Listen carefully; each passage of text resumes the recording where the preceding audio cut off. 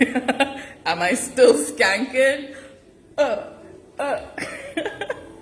What up, y'all? I am, of course, having my live video after doing my class, stretching, and having this little conversation with you. What do you think about Reggae Fest that happened on Saturday? What are your thoughts? Let me know. Drop it in the comments, whether you're watching live or recorded. No, that's not my panty. It is a skirt and there is a pants attached. Oh my gosh, but yeah. How was Reggae Fest for you? It happened on Saturday gone at the National Stadium. I swear there was more people in there than Soca Monarch because the stands were ram.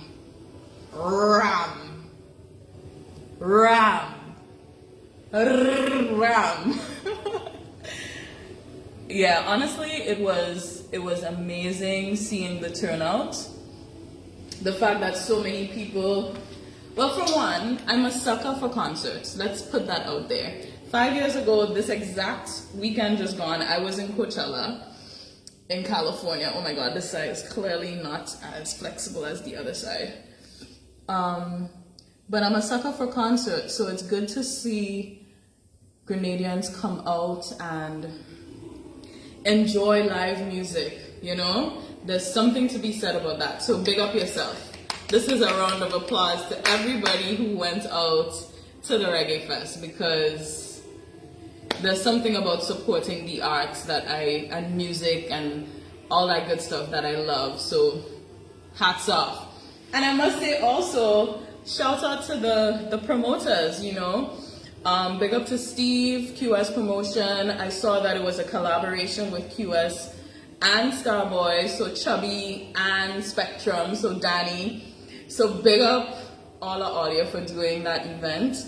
And I must say that I love to see the collaborative effort, the fact that it was more than one promoter coming together to make it happen, because having being on like a director for the Pure Grenada Music Festival when we started it years ago, it is a lot of work. When we started the Pure Grenada Music Festival, we actually planned this from 2 years in advance. So I know that it's a lot of work to do an event of that magnitude, and there's something to be said about a promoter recognizing that other promoters on his team is good as well. So kudos to the collaborative effort as well. Honestly, big up on your whole self. What do you think about the show though, y'all? When I got to that stadium, I was like, whoa, whoa. The crowd was thick. I can't even say thick. Fuck. The crowd was really thick, which is, good. The performances were amazing. Hats off to Akeem and Tamara for really representing Grenadian reggae. And I love that, we had our locals included. Now, something that's really interesting that they do in Dominica Music Festival, I know this wasn't like a music festival, it's really just a one-day event. But nevertheless, we know that this Reggae Fest attracted foreign people on island as well. When I was in Jamaica in February, I met two ladies celebrating birthday at dinner and they were planning to come. I hope they did. So it goes to show that people across the region as well as in the diaspora, they're looking for events like these because they love the big acts and they would come for the experience, And my point was something that Dominica Festival does, Music Festival, the Creole Festival, World Creole Festival, they make sure that their local acts are not necessarily only at the beginning of the event. So you will come and you might see what we would call a big headliner earlier in the show, and somewhere down later on you would see like a local band, because it is a way to also showcase your musical talents that you have on island and the local artists. At least when we're doing a music festival, the idea is to showcase local artists as well as, you know, bring artists to the island, have exchanges. Those are the things that happens behind the scenes in terms of deciding what you want for a music festival. So that's something to consider in terms of how do we place our local talent in such a way that they get more eyeballs on them and their music. I saw somebody complaining on social media about one of the artists singing music that they didn't know. And listen, what I commend these artists for doing is singing their own music, right? You want artists to be able to sing their own music. There's a lot of copyright issues, all sorts of stuff when you sing covers. And the fact that our local acts sang local music and their own music is important. They have to go on stage and do that. What we can do as citizens who love the arts and the creative economy is support the local acts like Tamara and Akeem by actually consuming their music, streaming it, going to Upstage TV show and watching their videos and their songs that they featured that were all local, all their own music, because that is important. Every artist that touched Upstage TV show, they were singing their own music because it's important for us to showcase their own music. So that's one point. But of course, in the same breath, I have to say it is also important for our local acts to elevate to what we would call an international standard, right? I think once we also, you know, work on our craft, then it's easy for a promoter to say, okay, great, I can put you between Gramps and Romain. You know what I mean? Like, to me, that's what I would want to aspire to do if I'm a reggae artist or just an artist that fits into that type of show. So that's something for us to consider on both ends of the stick. Yeah, man. Let's talk about these people. I see somebody saying, Kwante, how about your cruise tickets location? I got you. So right now you can get tickets for the Sailor Fed cruise. It's a day cruise on Whit Monday. You can get those tickets at Grenadian Optical in town as well as Spice and Mall. You can get it on gotofed.com, and there will be additional ticket outlets island-wide. So stay tuned next week for that one. So I'll let you know about that. Thank you so much. Big up yourself. I go see you in your all whites and tangs. Ooh, we're gonna have a time on that day cruise. So about the artists, I thought it was a fantastic lineup for a reggae lover. In terms of, you know, I love soca to my heart, but I couldn't miss this show. And Romain to me stole the show. I got you, pick up yourself. Romain, Virgo, stole that show. He was fabulous. I'm now a fan of Romain after seeing him perform. You know, there's something about seeing him perform live, his energy, his vibe. He was moving, flying across the stage. And his voice, my people, that voice, he's good. But when we talking voice, Gramps Morgan? Gramps knows his voice is good and is like, he's showing off. You understand? He's just like, listen to this good voice. Like, he knows his voice is amazing. Big up Gramps. And I'll give you a story. When I went so in February, like I mentioned earlier, I went to I was a speaker at the Island Music Conference in Kingston, Jamaica. And the day I landed, this is right after Independence. The day I landed, I had to run to the airport. Well, from the airport, I went straight to the hotel, but from the hotel, I had to get ready and go straight to the conference because I landed like in the morning time. When I went into the elevator, I'm dressed looking all, you know, feeling myself, a speaker badge and thing. And I see this guy in the elevator and he's decked off in like denim with a high hat, and he looks like an artist. Like, there's no question. He just looks like an artist. But my problem was that I didn't know his name. I didn't know who it was. So I just, usually polite, I said good morning and we carried on. Silent elevator ride. I was going to make some small talk about the elevator being old and, crank, whatever it is, but I just didn't. And I should have. But anyway, 15 minutes later, I arrive at the auditorium where the conference is happening, and who comes out singing People Like You? The guy from the elevator ride. And it turns out he ended up being the host of the panel, the first panel that I got. And he's actually very well spoken. He knows a lot about the industry, and he carried that conversation really good. I think it was a conversation about copyright, can't remember. But anyway, side story about Gramps Morgan.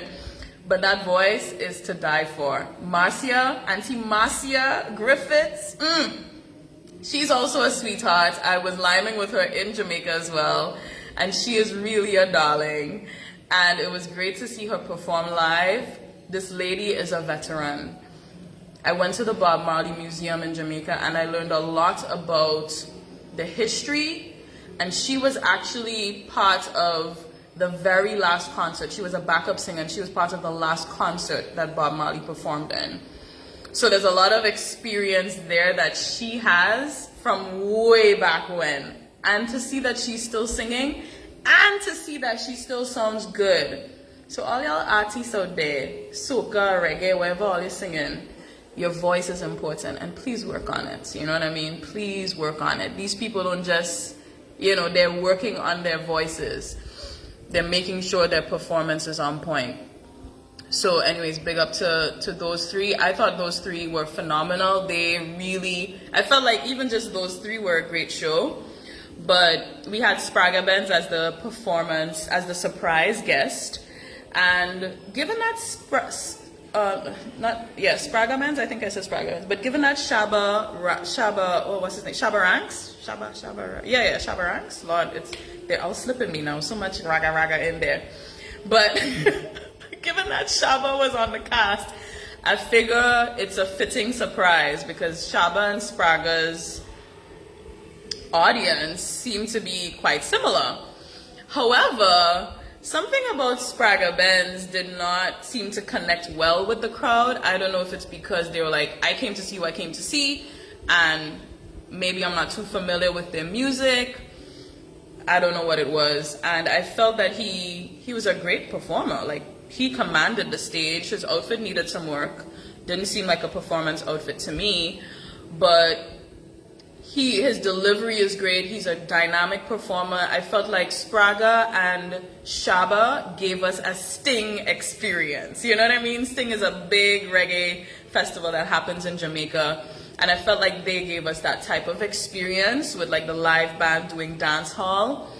But something about it, and I don't know if it's because I was in the stands, something about it did not seem to connect with the crowd. However, I saw my uncle, my aunt's husband, singing along to Shabba's songs. And that's when I realized that Shabba's market. This is like almost 60 years old, right? They grew up in Shabba's phase. So I don't really know. I know one or two of Shabba's songs, but I can't tell you that I would sing along to most of it. So I felt like his performance was just a little too long, but that might just be for me. But I think a real Shabba fan, knowing that his first time in Grenada, I think they definitely got their money's worth. And something that Spragga Benz did when I think he realized he wasn't getting much of an interaction from the crowd, he pulled out that song, Pum Pum Conqueror. Hey! Pum Pum Conqueror. Imagine that's a song. No, I had to big up Shardine and Misha because when we were in secondary school, they used to sing this song, Pum Pum Conqueror, and trying to convince me that this was a song. I didn't know this was a song. But fast forward to 2003 compared to 2003 to 2023. Fast forward 20 years. This man singing Pum Pum Conqueror on stage. Wow! Wow! Read your audience. But at the end of the day, if I was him and I was struggling on stage and I wasn't getting no response, shoot, I would have pulled out Pum Pum Conqueror as well because some response is better than no response. I felt like there was a collective murmur in the crowd when he did that. But big up Spragga every time. Who was after that? We had, I think, Koffee. There was quite a long wait for Koffee. Koffee's performance was good. However, I have seen Koffee performed before. Koffee, I saw her perform in Washington, D.C. maybe in 2020. She was opening for Daniel Caesar. And her band was quite small. She only had, well, same type of setup, 2 dancers. And I think the dancers were also singers at that time. So that might have been the difference. It was a little low energy compared to when I saw her perform before. And when I saw her perform before, it was a smaller audience. We were in a closed venue. Imagine being in a venue that is like the size of an annex. If you ram people in the Trade Center annex, it was that amount of people. And her performance was on fire. So it was a little bit, I was a little disappointed that her energy wasn't the same that I saw her before, or not even more. And I don't know what was going on behind the scenes. There was quite a long wait before she came on stage. And I get the feeling that there was a lot happening behind the scenes with the artists. I don't know what it is, but just from my experience with these events, things happen. But nevertheless, we got to see Koffee in Grenada for the first time, Shabba for the first time. And I thought it was a really great event, There's always room for improvement. But I wanted to make sure and highlight all the great things about Reggae Fest. And I really hope that the promoters are able to do it again next year and keep up that vibe, because we need that type of energy in Grenada. I think that there was something healing about some of the performances. I think Gramps, he had a performance there, man. Oh my gosh. If I allowed myself, I would have been crying in the stadium, So it's good to see the power of music on 10,000, 12,000 people in the National Stadium. That is something that is good. In terms of things I would say that opportunities for being better, somebody's commenting here on Koffee. Daniel, I hope I'm pronouncing your name right, says Koffee realized the energy of the crowd. She knew how people was tired, so she just matched her performance to it. Because that's the first thing she said when she came out. I know y'all are tired, but we gonna hold our vibe still. That's true. You have a good point. She said that. And I think she said it too because perhaps that's how she was also feeling, right? Because I'm pretty sure, based on the schedule, that they weren't trying to have her on at 6 in the morning. I'm sure that if it went according to schedule, it would have been earlier. And for me, let me just think of me when I'm performing or hosting. When I'm getting ready to leave the house, I want to make sure that the time I leave in is the time I leave in. Don't have me waiting. For instance, if I'm not driving, somebody pick me up. I get tired. I start getting lethargic. Also, if I have to perform somewhere or host at a certain time and it's running late, there's something about your energy that kind of wanes along the way, especially if you're not using substances to keep yourself, if you're not using drugs, or when I say drugs, I mean like alcohol. Don't get it twisted. But there's a lot of artists who would drink or have weed or something to keep them buzzed. But for someone like me who doesn't do that, I'm just going based on my natural energy. You eventually get tired and you lose that vibe, you lose that energy. And unless you psych yourself up again, then it could affect your performance. But there's something that's so important as a performer. No matter what's going on behind the scenes, you really have to forget everything and become what you need to become on stage. That's something that we learn. I remember years ago, say you have a boyfriend stress or whatever, you're like, oh my God, are we gonna break up? Them kind of thing. And then you're going to perform. The minute I touch that stage and I'm dancing, none of those problems exist, and that's why sometimes artists could get lost in the art, because it's an escape. A lot of people use the arts as an escape.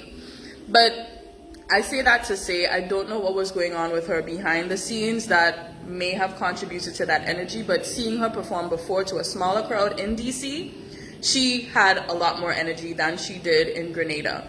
But nevertheless, she delivered, she sang Toast. I saw my girl Shabba saying that there were a few songs she didn't sing, like W and so forth. I was like, yeah, I was waiting for more of those songs, but I don't know what it was. Sun is up, it's Sunday morning, people are leaving the stadium, real people leave during Shabba time. Don't know if it was Shabba or just the time of day, but all those things I'm sure might have affected her. So such is life. Opportunities for improving, I would say the sound, there was no moving away from the fact that the sound, yeah, to me, something of that magnitude, I would have expected it to be Judah's sound system. Anyway, so let's leave that there. And then I would say in terms of the coordination, getting in and out was fantastic. I can tell the security and the door people, they were dealing with a lot of people for the night, so even they needed an energy boost after a while, but they were efficient and we had no problems. And parking was on point, parking was a breeze, the police escorted. I could tell they also needed an energy boost, but everybody was still on point. And I think also in terms of the programming, that's also something that's so important. It's something I'm passionate about as well. I love putting together the timings for a show and putting artists based on energy and everything. So if you want to talk business, you can holler at your girl. But I think that was the other opportunity for improvement. Honestly though, it was a fantastic event. People came out, y'all look good. Big up to all the couples who had a time. It was so good to see the couples out, celebrating each other. That was lovely. And it was so good also to see the older audience come out. Listen, you had some tanties in the stadium. Deck off in their outfits, and they waited, and it was great to see people waiting to see Koffee as well. Sun is up, they waiting, they moving. So really big up to the promoters. They did a great job. They caused a lot of people to come out. And drop your stuff in the comments. And thanks for asking about the cruise. We are sailing on the Rum Runner 2 sailor style. I'm gonna have hats, so you can get some hats on sale. But come out in your sailor-inspired outfit or all white, and we're gonna have a great time on Whit Monday. I know you ain't had nothing to do, so don't give me no excuse. All right, gather your posse. It's $60 early birds, and for the ladies, I have a special that's going to run for a limited time, where 3 ladies can get a ticket for $150. So if you could do your max, it's $50 per person. Those are limited though. So get those tickets now. They're on gotofed.com, and they're also on at Grenadian Optical. There'll be more ticket outlets by next week, so I'll keep you posted. But keep the conversation going. Thank you so much for those of you who weighed in, and big up your whole self. I'll see y'all next week.